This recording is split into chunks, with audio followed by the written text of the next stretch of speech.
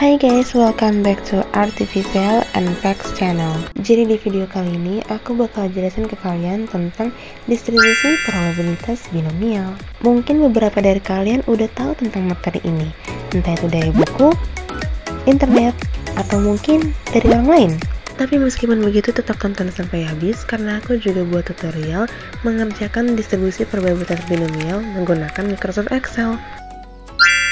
Nah, sebelum kita mendalami materi ini, apa sih itu distribusi probabilitas binomial? Ada yang tahu nggak nih sebelumnya? Nah, jadi distribusi probabilitas binomial ini merupakan distribusi probabilitas diskrit yang sering terjadi. Dalam teori probabilitas dan statistika, distribusi binomial adalah distribusi probabilitas diskrit jumlah keberhasilan dalam N percobaan ya atau tidak dalam kurung berhasil atau gagal yang saling bebas, di mana setiap hasil percobaan memiliki probabilitas P. Eksperimen berhasil atau gagal juga disebut percobaan Bernoulli. Ketika N-1, distribusi binomial adalah distribusi Bernoulli. Distribusi binomial merupakan dasar dari uji binomial dalam uji signifikansi statistik. Nah, di sini udah terlampir ciri-ciri dari distribusi probabilitas binomial. Apa aja sih itu? Nah, yang pertama, hanya terdapat dua kemungkinan hasil pada percobaan dalam sebuah eksperimen. Dan yang kedua, probabilitas dari satu keberhasilan adalah tetap sama dari satu percobaan ke percobaan lainnya. Dan yang ketiga, masing-masing percobaan adalah saling bebas dari percobaan lainnya. Nah, kalau yang ini merupakan kegunaan dari distribusi probabilitas binomial. Distribusi binomial seringkali digunakan untuk memodelkan jumlah keberhasilan pada jumlah sampel N dari jumlah populasi N. Penggunaan distribusi binomial dapat mempermudah mengetahui besarnya probabilitas atau besarnya nilai harapan yang terjadi untuk setiap perubahan acak X.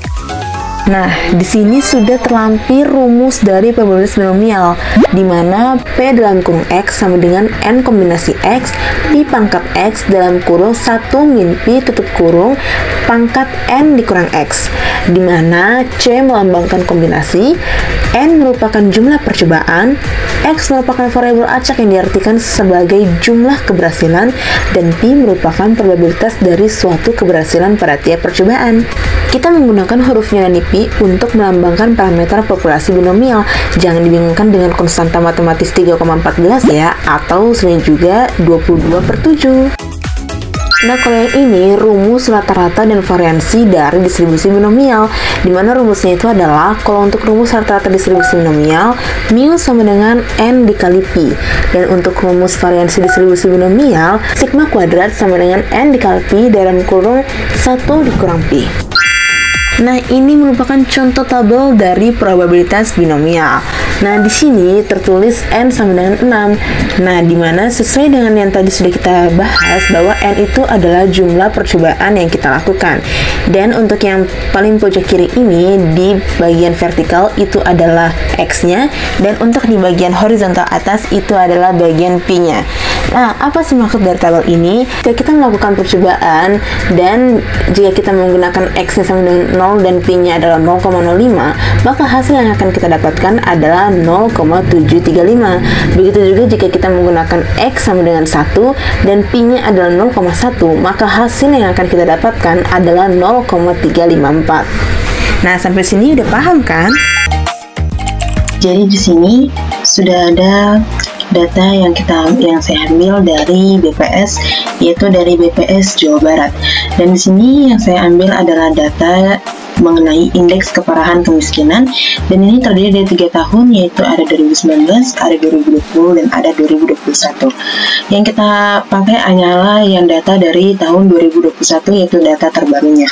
Dan dari sini kita hanya akan memakai beberapa, yaitu dari mulai data yang di Bogor sampai data yang di Garut, yaitu terdiri dari 5 data. Di sini saya sudah cantumkan rumusnya. Kita akan memulai pembelajarannya. Dan di sini rumusnya adalah N kombinasi X Pi pangkat X dalam kurung 1 kurang Pi pangkat N kurang X. N-nya itu adalah jumlah datanya, karena kita hanya akan memakai 5 data, jadi kita akan menulis N-nya itu adalah 5. Dan kombinasi dari X yang kita pakai yaitu 1, yaitu dari X itu merupakan variabel acaknya, yaitu 1. karena ini adalah data yang pertamanya.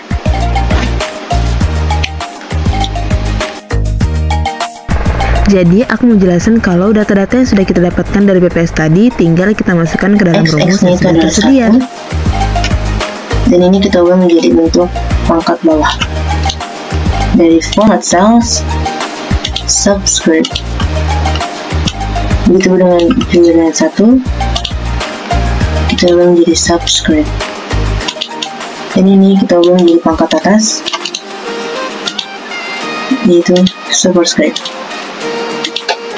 Lanjut, P-nya yaitu kita ambil dari data pertama yaitu 0,35. 35 pangkat X-nya itu adalah 1 dikurang 0,35 N dikurang X.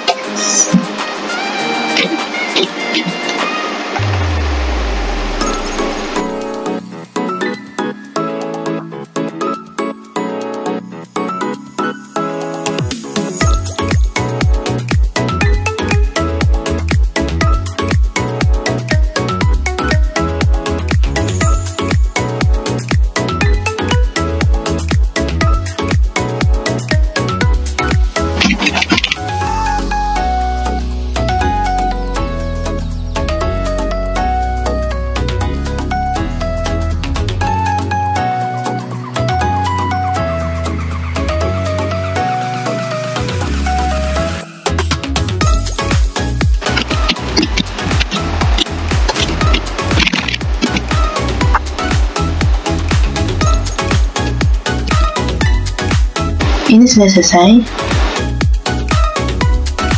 Untuk probabilitas binomialnya yaitu kita ingat 1, 2, 3, 4, 5. Probabilitas binomialnya kita juga bisa periksa melalui Excel-nya, yaitu dengan binomial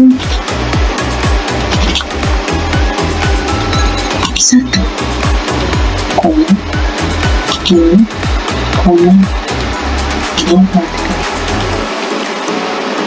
false. Enter. Menyambungkan. Kita formatkan lagi binomial.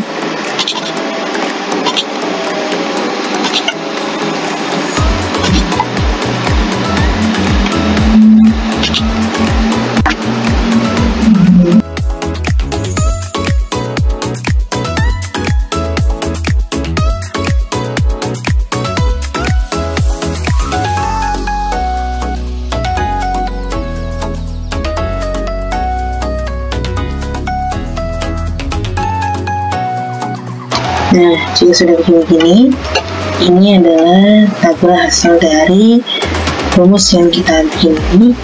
Ini adalah hasil dari percobaannya.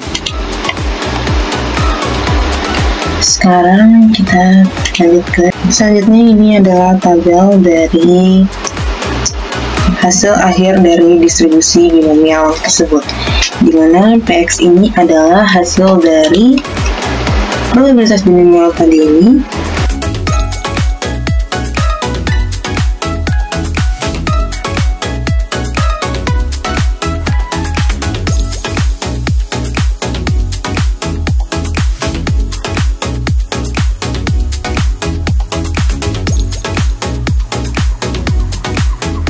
perkalian dari ini dan ini.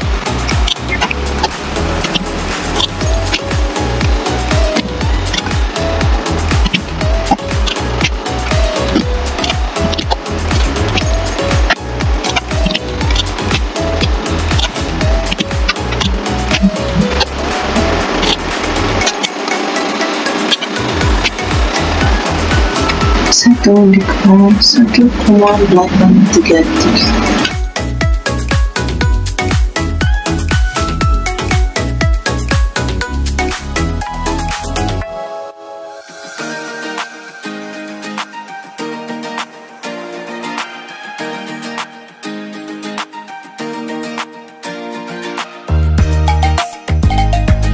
min 0,08 jika dipangkatkan 2 menjadi 0,04.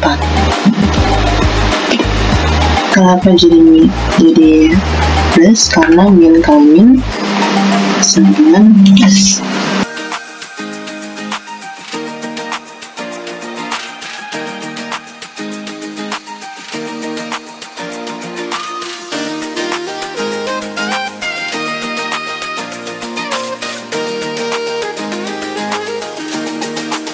Ini x min p kuadrat dikali dengan px.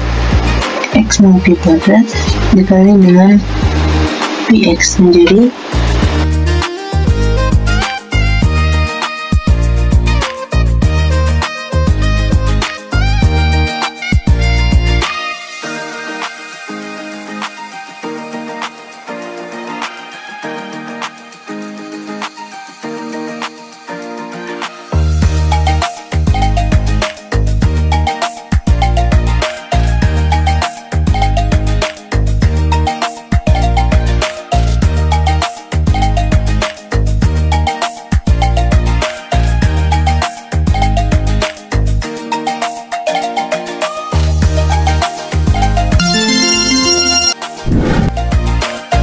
Nah, sekarang tiba saatnya kita di tahap menganalisa nih guys. Nah, hal yang pertama yang harus kita lakuin adalah mencari data.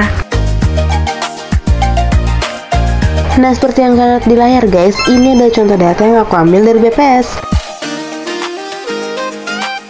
Nah, untuk langkah keduanya nih guys, kita masukin data yang udah kita cari tadi ke dalam rumus yang tersedia.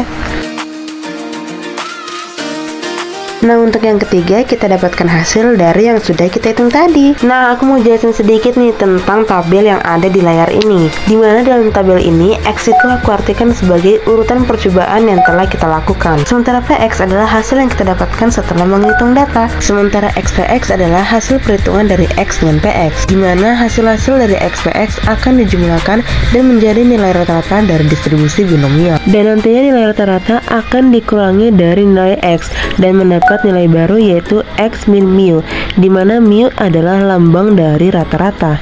Lalu setelah itu X min mu akan dikuadratkan dan hasil dari X min mu kuadrat akan dikalikan dengan PX, dan nantinya hasil dari X min mu kuadrat dikalikan PX akan dijumlahkan dan jumlah tersebut akan menjadi nilai dari variansi distribusi binomial. Nah, jadi guys, seperti yang kalian lihat di layar, ini adalah perbandingan dari tabel hasil buatanku yang aku buat di Microsoft Excel dengan contoh tabel yang ada di buku nih guys. Nah, nggak terasa udah sampai aja nih kita di tahap kesimpulan guys. Nah, jadi kesimpulan yang dapat kita ambil setelah kita menonton video ini adalah ternyata distribusi binomial ini sangat membantu kita dalam menentukan keputusan dalam kehidupan sehari-hari loh. Dan dengan menggunakan distribusi binomial ini juga dapat membantu kita dalam menganalisis apakah keputusan yang akan kita ambil nantinya akan lebih banyak peluang untuk suksesnya atau justru malah lebih banyak peluang untuk gagalnya. Nah, itu semua dapat kita analisis dengan menggunakan distribusi probabilitas binomial. Dan perlu kalian ketahui juga, hanya ada dua hasil dari distribusi probabilitas binomial, yaitu sukses atau gagal. Nah, cukup segitu yang bisa aku sampaikan guys. Semoga video ini bermanfaat untuk kalian. Jangan lupa untuk dukung terus channel ini dengan cara like, komen, dan subscribe.